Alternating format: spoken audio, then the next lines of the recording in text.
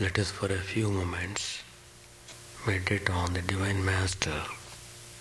Shanti Hari Om Tat Sat. Om Sthapakaya Cha Dharmasya Sarvadharma Swarupine Avatara Varishtaya Ramakrishna Te Namaha Asato Ma Sadgamaya Tamaso Ma Jyotirgamaya Mrityorma Mritangamaya.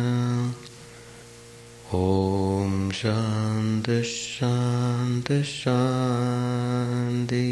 Let us offer our salutations to Sri Ramakrishna, the embodiment of all religions, the Supreme God incarnate. Let us pray to Him to lead us from unreal to the real, to lead us from darkness of ignorance to the light of knowledge, to lead us from death to immortality. Peace, peace, peace be unto all. Sri Ramakrishna has been giving various spiritual instructions to the devotees who come there, and Sri Ramakrishna knows them, and he was very much concerned about the people who visit him. He was anxious to know about their spiritual development. So he would give instructions that would apply to all the devotees who had gathered there. And sometimes he would notice that some close devotees had not been coming for a long time, and whenever they showed up, Sri Ramakrishna immediately would inquire why he was not to be seen so long. Of course, Sri Ramakrishna knew everything about everybody, but still he would ask the question so that the devotee might answer what he wanted to say. So, one such devotee had come after a long time. Very close devotee, very good devotee. His name was Adhar Sen. So he came and offered his salutations. Sri Ramakrishna asked him why he didn't come all these days. So when Sri Ramakrishna asked, he really meant, he was really serious about his question. As I said earlier, he was very much concerned about the welfare of the devotees. So he asked him why he didn't come all these days. Adhar replied, well, sir, I have been so busy all the time. I had to attend so many things, various meetings and conferences, so on and so forth. As you all give the same list, big list you give, why you had not been able to come. So he is representing all of you who give reasons that way. So he is telling, I had to attend to so many meetings, etc. So it made me impossible to come. Then Sri Ramakrishna gave him an instruction. Don't get lost yourself in such meetings and forget everything else. Look here, all these things which you are doing, the activities which you are performing, attending meetings and so on and so forth, all these are unreal. God alone is the substance, and all else, everything other than that is just illusory. He pinpointed and he corrected him why he is getting lost in that unreality. It should be the other way. Holding on to God, trying to come closer to God, means coming closer to reality. That is important. Otherwise, life would be a waste. So further, Sri Ramakrishna said, one should worship God with one's whole mind. So fine instruction Sri Ramakrishna has given in this way. When you worship God, put your whole mind in it. While doing worship, don't keep on turning the left side, right side, back side. Who is sitting behind me? Who is sitting in front of me? Who has come? Who has entered? Who has gone out? That means instead of mind being gathered at one point, it is being scattered at different directions. That's not the way. When you sit, be conscious you are sitting, giving your direct attention, full attention to God. It is a direct service to God. You are fully aware of what you are doing.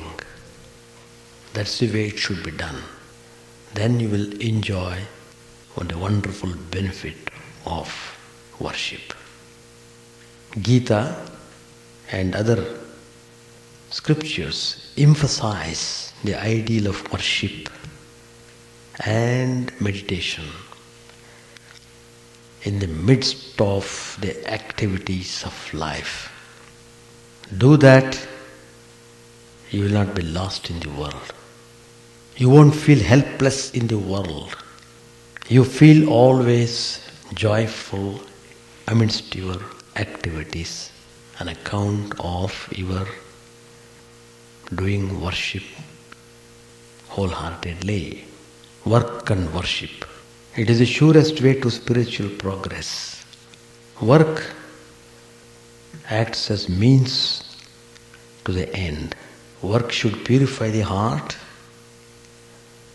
and that should enable you to come closer to Him. There are 4 distinct methods of worship.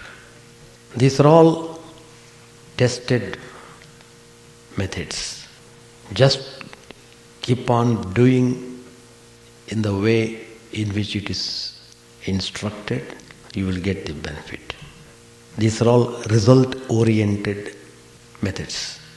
You are all very conscious of results, Do it properly, you will get the result. If you don't do it properly, you won't get result. There is no in-between. Either you get the result or you won't get. If you don't get the result, it means you are not doing properly. Then you should do it, knowing it correctly and doing it. That's the important point. That's the meaning when Sri Ramakrishna said, worship God, putting whole mind into it. What are the 4 distinct methods? One is common ritualistic worship of God in an image or a symbol, so that you can concentrate all your attention on that particular image or symbol and offer your worship. You want to have direct relationship with the object of worship, so you are fixing it in front of you, so that you are not deviated from the performance of the worship. That's one method. It is a method. It gives wonderful results. Second one, worship of God with prayer and japam.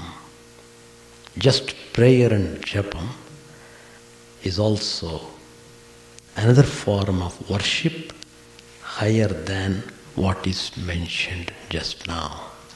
That is higher than the ritualistic worship, offering your prayers and doing japam, again wholeheartedly. Whole mind should be there. I told you already, if the mind is not there, you won't get the result, even though you are doing japam. By this means, the aspirant prays and chants and meditates upon the shining form of his chosen ideal, where within his own heart. That's why when we say do prayers and japa, we always say close your eyes and do it. When you close your eyes, what happens? Now you are opening your eyes, so eyes are looking outside. When you close your eyes, the eyes look inside. Look inside. That's the meaning. Look inside. And approach God. Whatever form of God you want to serve, have Him in front of you, in front of your heart. Look into Him with all humbleness and pray, chant, meditate on Him as if nothing else is existing, only God and you. With that intensity you have to practice. There is still higher meditation. Higher than this prayer and japa is meditation, dhyana. The first one is ritualistic worship. Higher than that is prayers and japam. Higher still is meditation. Meditation. When a person practices this form of worship, he keeps a constant flow of thought towards God and becomes absorbed in the living presence of his chosen ideal. In this method of worship, he goes beyond rituals, beyond prayer and japam, but the sense of duality remains. That is, yourself a devotee and your chosen ideal an object. Two persons are there. One is performer and the other who is receiving worship. There is still higher than this form of worship. What is higher than meditation? The highest method of worship is meditation on the unity of Atma, the spirit, unity of the Atman and Brahman. This is the highest. This leads directly and immediately to God. The aspirant experiences Brahman, he knows that God is. It is an actual realization of the omnipresent reality. So these are the 4 tested, approved methods of worship which give results when performed properly. As Sri Ramakrishna pointed out, give the whole mind when you are doing worship. It's important that one should begin from where he is. Suppose there is an ordinary average person. If he is told to meditate on his union with the absolute Brahman, he will not understand what this Swami is talking about. I can't understand. He will neither grasp the truth of it nor be able to follow the instructions. For a while he may try, but sooner or later he will become tired of the struggle and give it up. Because it's not so easy and it is not meant for the beginners in spiritual life. It is meant for advanced spiritual seekers. But if that man is asked to worship God with flowers, incense stick and other accessories of the ritualistic worship, he finds them very easy and his mind will gradually become concentrated on God and he finds joy in his worship. One day, one devotee was telling that, Swamiji, I feel great joy when I do worship. A kind of inward peace I feel after I finish my worship. I told him it's very good. That's a very good sign. Suppose for some reason if he is not able to do worship, he feels discomfort. He is not happy the whole day. So, every step has got its importance. Through such worship, devotion to the performance of japam grows. So when you do ritual form of worship, then your mind aspires to repeat divine name. The finer the mind becomes, the greater is its capacity for the higher forms of worship. When the mind inclines to do japam, then in course of time the mind inclines towards meditation.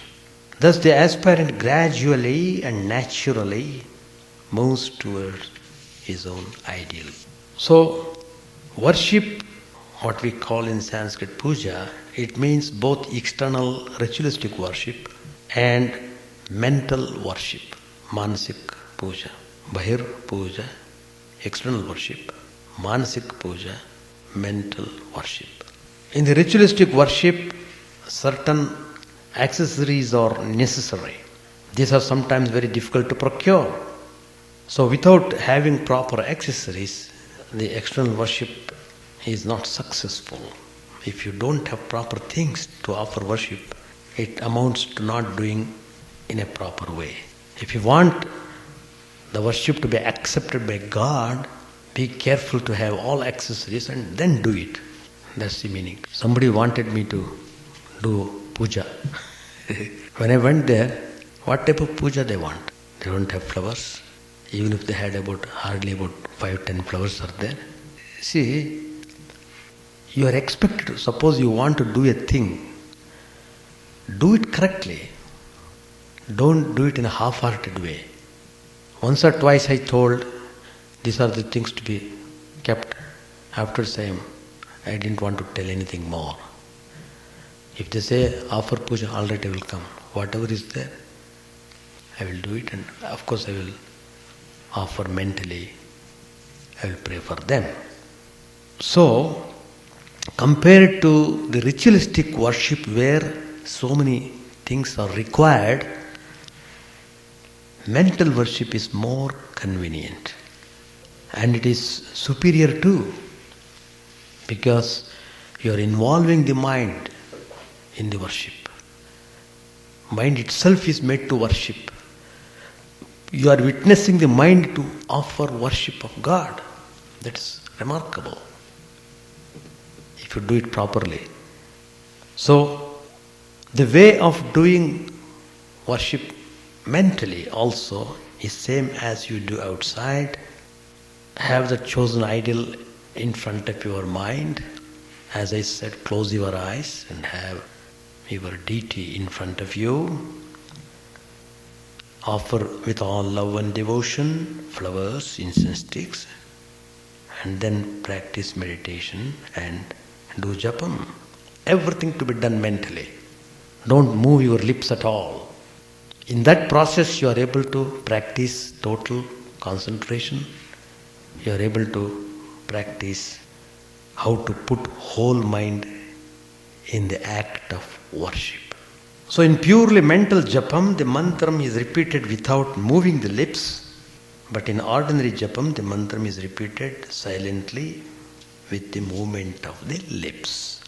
Of course, as long as we are in this world, we will have to work. Nobody tells, don't work and sit quietly, somebody will feed you. Nobody will feed you. You have to earn your bread, you have to work. There is no conflict between work and worship. But what we say is, try to harmonize them. Try to harmonize work and worship. Both are important, both must be done. Don't forget that point. At first it may seem difficult, but try again and again. Struggle. Through struggling only spirituality develops.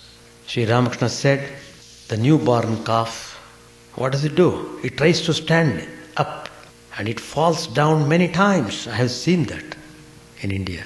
When the newborn calf, as soon as it comes out of the mother's womb, within a few seconds, it tries to stand up and it keeps on struggling.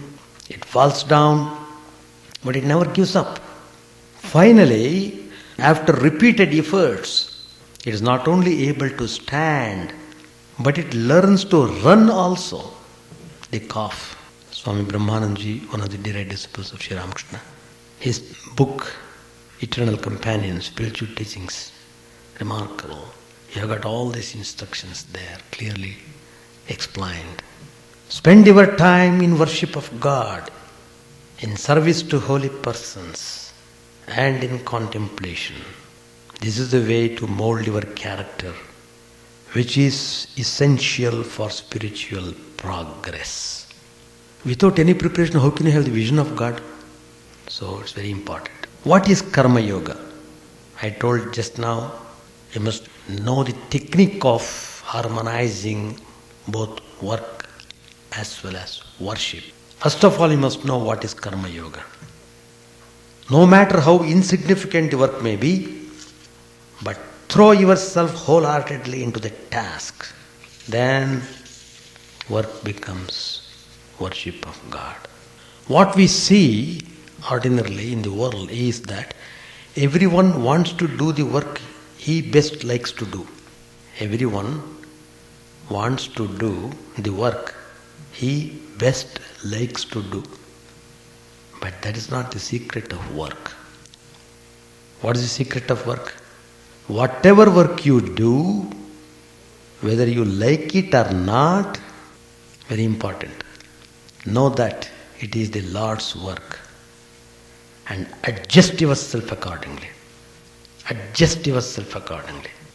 Then only you are practicing Karma Yoga. Otherwise you are unfit, you are disqualified, you are rejected totally. You are thrown overboard. That's important. If you understand Karma Yoga in this way, then only you will be able to harmonize work and worship. Otherwise you become egoistic, develop all sorts of inhibitions and become nuisance to your people around and to the society and to the country. You must always remember, always, whatever the work you are doing, it is done as the worship of God. That attitude, that concept must be properly infused in your heart. Whatever you are doing, immediately the thought of God should come there. I am doing for the love of God.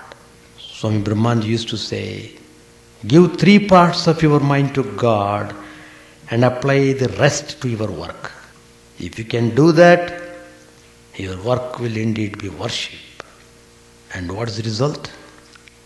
The result is your heart will be filled with joy. That's all.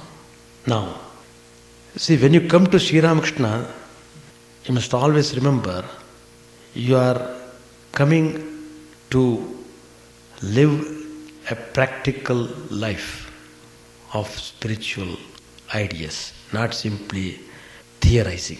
So, every point has got supreme importance. It is very important, very useful for us. So, the spiritual masters, they say, well, do it systematically. If you want to do it properly. Do it properly. You must underline that. Every day you must see that. Am I doing properly? Whatever you do. Suppose you sit for japa, suppose you sit for meditation, suppose you sit for worship, suppose you are doing some work. Are you doing properly? Judge yourself first. Look into yourself. So they say, set apart a place. Set apart a place for your daily worship. Go there every morning, every evening. Without fail, you must go to that place of worship. It's a discipline. Even if you want to die, go and die there. Oh, I am exhausted. Don't give any reason. Go and fall in the worship room. That's it. That kind of strong determination should be there. Then only you will make progress in spiritual life. Otherwise, simply talking, and one day just you disappear from this world. Finished. We don't know what will happen next, whether you will be born as a human being or as an animal. Who knows? So, set apart a place for your daily worship. Go there every day morning, every day evening. Perform your worship. Consciously perform japa, perform meditation, perform prayers. You must do these things regularly, not weekends. Even weekends also they won't do regularly. They simply talk just to give an excuse. But how long you cheat yourself that way? So offer your japa meditation prayers regularly as long as you can. If you are sincere in your worship of God, Swami Brahmananda assures you will be blessed with his vision. Although in the beginning you worship an image of God, if it is worshipped with love and devotion, the Lord is pleased and accepts the worship through that image. What is made of inert clay becomes conscious and living. What is important, what is the essence of everything, it is devotion. Wherever there is devotion, know for certain that the grace of the Lord is there. If there is no devotion, if there is haughtiness, Lord is not there. Beast is there, beast. External worship is just means to an end. God is in the images in a special sense. When one makes sufficient progress Godward, one will see God is there and accepts your offerings of food. How? Through the rays of light coming forth from the image, they touch the food and go back. That's the meaning of offering. And Sri Ramakrishna has seen that happening. When the things were kept in front of Divine Mother Kali for offering, the rays of light would come from the image and touch the offering and go back. Holy Mother Sharda Devi has seen that. Many direct disciples of Sri Ramakrishna have seen that. And they are telling this. Not simply people who do not do any practice, simply talking. Talking, you can talk in any manner, No, it's not like that. They have seen. That's what I'm telling you. From the beginning to the end, whatever I'm telling you, it's all tested. So, a true devotee takes God's names with every breath.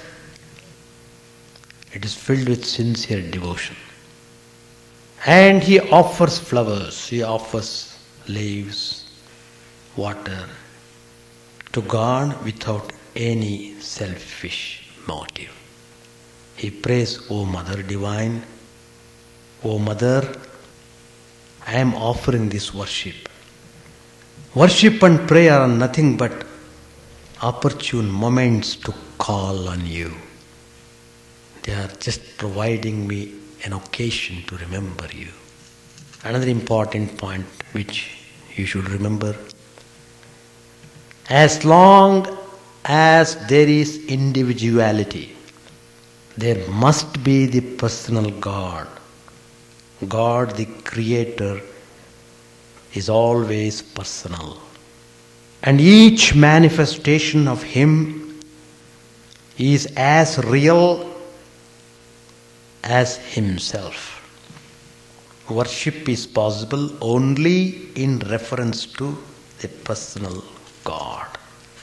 So, the sum total of all what I said now is worship God with whole mind. With these words I conclude my talk. Because the comments which I made in today's class refers to chapter 20, page number 413, where Sri Ramakrishna asked Adhar, who came there after a long time of absence, why did you not come all these days? It all started like that.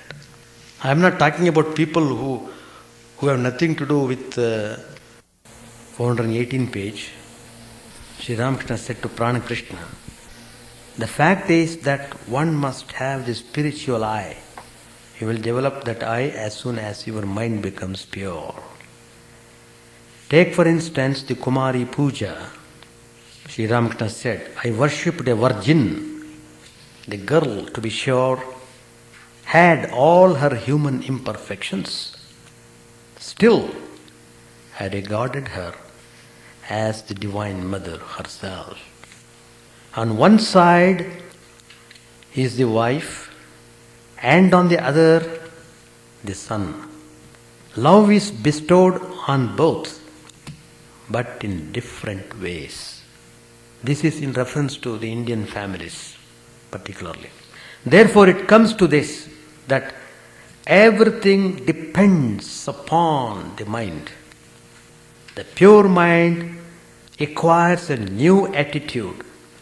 Through that mind, one sees God in this world. Therefore, one needs spiritual discipline. Yes, spiritual discipline is necessary. You should know that a man becomes easily attached to a woman. A woman naturally loves a man, and a man also naturally loves a woman.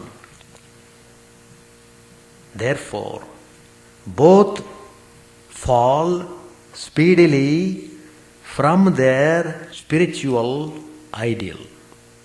But it also must be said, that there is a great advantage in leading the life of a householder. In case of urgent necessity, a man may live with his wife. Well, Sri Ramakrishna asked Yam, why are you smiling? Yam said to himself, the master makes this much allowance for householders since they can't renounce everything. Is complete and absolute continence impossible for a householder? The Hatha Yogi who had been living in the Panchavati entered the room. He was in the habit of taking milk and opium. He did not eat rice or other food and had no money to buy the milk and opium. The master had talked with him in the Panchavati. The Hatha Yogi had told Rakal to ask the master to make some provision for him. And Sri Ramakrishna had promised to speak about it to the visitors from Calcutta. Hatha Yogi asked the master, Sir, what did you say to Rakal about me? Rakal is Brahmananda. Master said, I said that I would ask some rich visitors to help you, but looking to Pranakrishna who was there, Sri Ramakrishna said, you perhaps don't like these yogis. Pranakrishna remained silent. The Hatha Yogi left the room and the conversation went on. Master said to Pranakrishna and the others, if a man leads a householder's life, he must have unflagging devotion to truth. God can be realized through truth alone. Formerly, I was very particular about telling the truth, though now my zeal has abated a little. If I said I shall bathe, then I would get into the water of the Ganges, recite the mantra and sprinkle a little water over my head. But still there would remain some doubt in me as to whether my bath was complete. Once I went to Ram's house in Calcutta. I happened to say, I shall not take any luchi. When I sat down for the meal, I felt hungry, but I had said I would not eat the luchi, so I had to fill my stomach with sweets. But my zeal for truthfulness has abated a little now. Once I said I would go to the pine grove, but then I felt I had no particular urge to go. What was to be done? I asked Ram about it. He said, I didn't have to go. Then I reasoned to myself, well, Everyone is Narayan, so Ram too is Narayan. Why should I not listen to him? The elephant is Narayan, no doubt, but the Mahut is Narayan too. Since the Mahut asked me not to go near the elephant, then why shouldn't I obey him? Through reasoning like this, my zeal for truthfulness is slightly less strong now than before. I find a change coming over me. Years ago, Vaishnavacharan said to me, one attains perfect knowledge when one sees God in man. Now I see that it is God alone who is moving about in various forms, as a holy man, as a cheat, as a villain. Therefore I say, Narayana in the guise of the sadhu, Narayana in the guise of the cheat, Narayana in the guise of the villain, Narayana in the guise of the lecher. Now my problem is how I can feed all of you. I want to feed everyone. So I keep one at a time with me and feed him. Pranakrishna, looking at M and smiling, a fine man indeed. To the master he said, he would not let us go till we put him ashore. Master smiling, why? What happened? Pranakrishna said, he was in our boat, seeing that the river was slightly rough. He insisted on being put ashore, that is referring to Yam. To Yam, Pranakrishna asked, how did you come? Yam said smilingly, on foot. Sri Ramakrishna laughed. We shall stop here. Any comments, any discussion? Not Karma means necessarily. action. Pardon? Karma means action. Activity is called karma. Whatever you do is called karma. If you're cleaning or... Whatever you do through the senses, whatever you are doing, whatever that you do is called as karma. In one sense, doing japa also is a karma. Thinking also is a karma. Everything is karma. Yeah. Yoga means that which helps you to go towards God. Then it's called yoga. Yoga means that which helps you to unite with God, to be with God. No? I thought we had a lot of questions. Not necessarily a question. You can give your comments also, what Sri Ramakrishna has said. Say first, what I do in my class generally, I take one or two points and then elaborate on it. For example, today Sri Ramakrishna said, worship God with whole mind. So on that one particular idea I talked about. So if you have got anything, we can share the idea. See, when you are offering worship to God in an image every day with love and devotion, God accepts it. So when you are keeping the food in front of Him, the food is consecrated. So that the spiritual masters have seen how the ray of light would come and touch the food particles. But that only persons of high spiritual development could see that. Ordinarily we can't see. But if our love and devotion has reached a particular level, then probably we will also be blessed to see. And one of the direct disciples of Sri Ramakrishna is named Swami Ramakrishna in Madras. He opened a center in Madras in South India. There, every day, before closing the shrine, he would go to the shrine and put off the light, everything, make the god to sleep and so on. There's a regular small ritual to be done. So when Ramakrishna would go there every day he would go and he would talk with Sri Ramakrishna. In Madras I am talking about. Same shrine now. They are constructing a huge temple equal to Belur Math. And during summer time, Ramakrishna would go to the shrine, himself he would go and he would fan. So for him, it was not simply picture. He could see the presence of Sri Ramakrishna. He saw Sri Ramakrishna living there. Oh Sri Ramakrishna, tomorrow there is nothing. What can I offer to you? I don't have anything. Because he had to struggle very hard. You must know, South India it's not so easy. Language is different, people are different, culture is different. Though they are all Hindus, their ways are different. And Ramakrishna is coming from Bengal, 1,000 miles away. So he is praying to Sri Ram, what can I offer to you? But it so happened next day, at correct time before offering, somebody would bring some fruits and other things.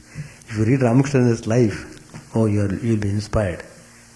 In fact, this worship of Ramakrishna in all the centers of Ramakrishna mission was initiated by Ramakrishna Math. That's why now everywhere throughout Ramakrishna mission, there worship of Ramakrishna is done. Try to remember God, that's all. Bring the mind back and start. Because there is a lot of methods are there for doing japam. It depends upon each mind. But broadly speaking, they have given many ideas how to do. One way is not to get disturbed over the distracting mind. Whatever the mind you are able to bring to sit, to repeat Lord's name, concentrate on that. Slowly, as your concentration becomes deeper, other things will fade away. That's one method. Another method is, just like the calf was struggling to stand up, it falls many times, it gets up, it tries to get up many times. In the same way, if the mind runs after 100 times, you bring back 100 times. Struggle. If you are sincere about your struggle, finally you will succeed. That's why we always say, be careful about your samskaras. Be careful about your formation of life, your habits, your character. That makes a lot of difference. Why the mind gets disturbed? Not without any reason. People allow the mind to go that way. Afterwards, when it is reacting, you begin to cry. That's the point. See, there was a person, I don't know whether you have heard this, I have told this story before. 2 children, just like any other children, they were walking in the street, and that day there was little rain also, but the rain stopped. These children were walking along. On the road they saw electric cable had fallen down from the pole and it was touching the ground. And these children, in their boyishness, childishness, they began to bet. Can you touch it for a second? Just touch it and I will give you $5. They tell 5 rupees. I am telling you in terms of dollars, so it can make it more homely to you to understand in terms of dollar. So I will give you $5. Can you touch it? Whoever touches will get $5. So one boy, I can do it. Within half a second I will touch it immediately, quickly I can remove.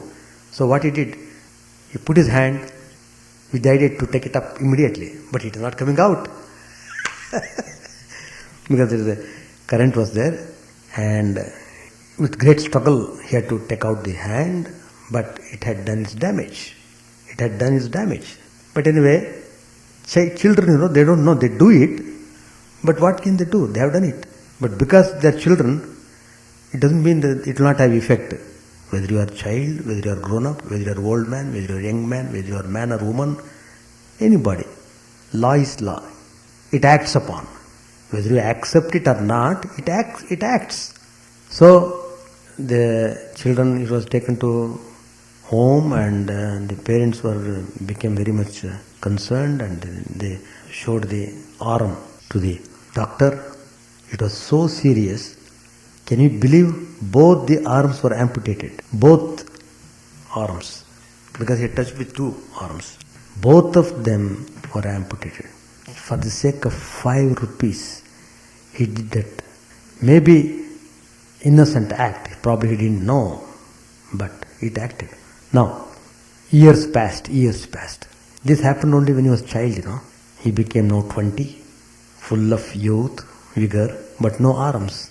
Good looking, everything is there, but no arms. He wants to marry. He wants to have a partner. Who will marry this man?